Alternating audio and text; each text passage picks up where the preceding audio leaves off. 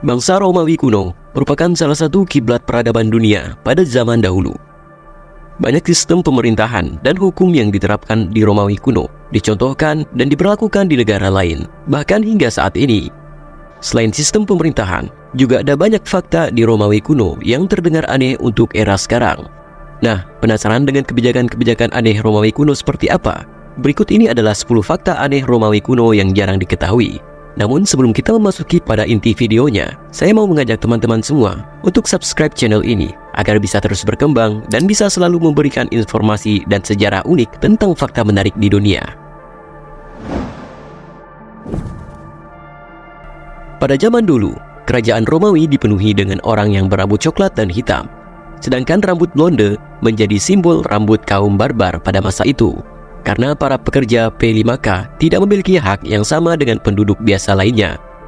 Mereka harus diwajibkan mewarnai rambutnya jadi blonde untuk membedakan kelas kehormatannya dengan masyarakat biasa.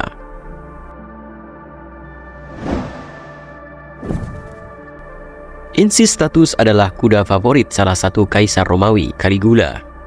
Menurut Suetonius, patung dari marmer dan gading didirikan untuk menghormati Insistatus.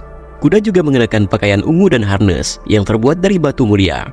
Kuda itu juga makan oat dengan serpihan emas dan memantapkan kuda ini menjadi konsultan.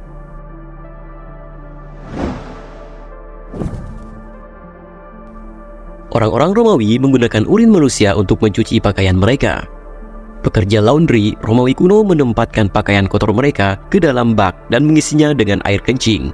Kemudian seorang pria akan naik ke dalam bak dan menginjaknya untuk membasuh noda dan kotoran dari pakaian mereka.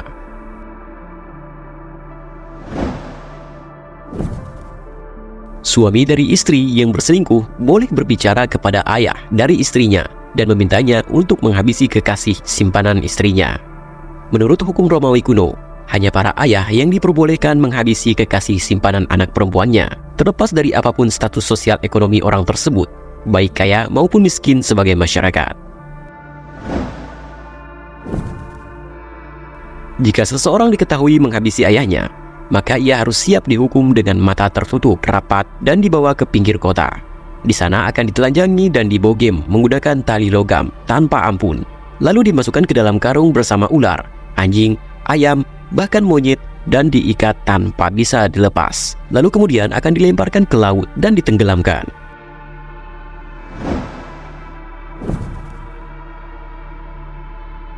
Ternyata, orang-orang Romawi kuno meminum darah gladiator yang telah meninggal.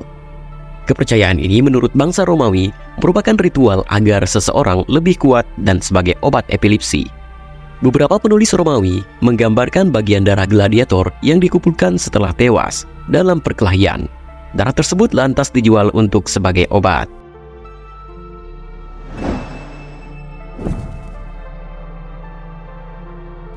Pada zaman Romawi, setiap kali orang yang dimakamkan, para keluarga yang ditinggal meninggal dunia biasanya akan menyewakan aktor-aktor yang bisa menangis berlebihan di pemakaman tersebut. Namun pemerintah Romawi berpikir itu dapat mengganggu. Akhirnya pada pemakaman dibuatlah pertunjukan publik. Ini bukan acara pribadi yang menyedihkan. Hal ini bertujuan untuk mencegah adanya aktor-aktor bayaran. Dalam hal ini akhirnya menangis dilarang keras dalam pemakaman.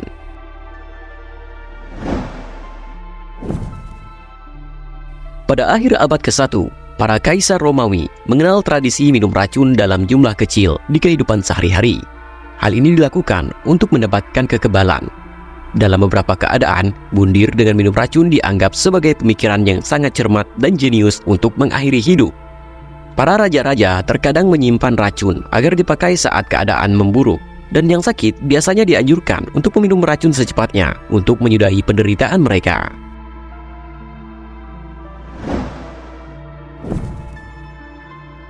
Bangsa Romawi dapat dinilai dari pakaian yang mereka kenakan. Semua yang bernuansa coklat, kuning, abu-abu, dan hitam itu adalah warna alami dari bulu domba yang dianggap sebagai tanda kemiskinan. Sedangkan warna merah, ungu, dan hijau adalah warna mahal yang dianggap sebagai simbol kekayaan dan bangsawan.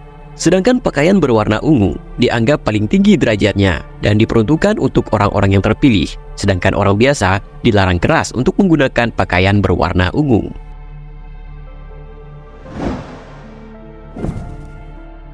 Dalam masyarakat Romawi kuno, sambaran petir dipandang sebagai tindakan kemarahan dari dewa Jupiter.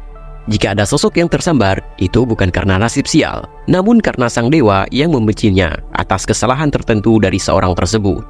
Tetapi jika ada saudara mereka yang tersambar petir secara legal atau sengaja meminta disambarkan petir dan kemudian tersambar, itu dilarang untuk mengangkat jasad di atas batas dengkulnya, serta dilarang menguburnya. Jika tetap dilakukan, berarti mencuri korban dari dewa Jupiter tersebut dan akan mendapatkan hukuman. Nah, bagaimana menurutmu tentang kebijakan zaman Romawi kuno ini? Apakah dari salah satunya dapat diterima dan diterapkan pada zaman sekarang? Silakan tulis pendapatmu di kolom komentar ya. Sampai jumpa pada video menarik berikutnya.